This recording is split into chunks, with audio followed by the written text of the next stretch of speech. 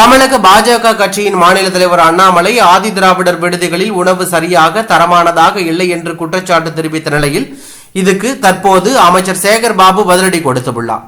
இது பற்றி செய்தியாளர்கள் சந்திப்பில் பேசிய அவர், அண்ணாமலை ஏதாவது சொல்லிக் கொண்டேதான் இருப்பார். அவருக்கு சந்தேகம் இருந்தால் நேரில் வந்து ஆய்வு செய்து பார்க்கட்டும். டெல்லி சென்ற அண்ணாமலையை பலார் என்று அங்கு அறை விட்டு அனுப்பி இருக்கிறார்கள். அதை மறைப்பதற்காக இங்கே வந்த பிறகு ஏதோ பேசிக் கொண்டிருக்கிறார். இங்கே வந்த பிறகு அதை மறைப்பதற்கு ஏதாவது பேசித்தானே ஆக வேண்டும்.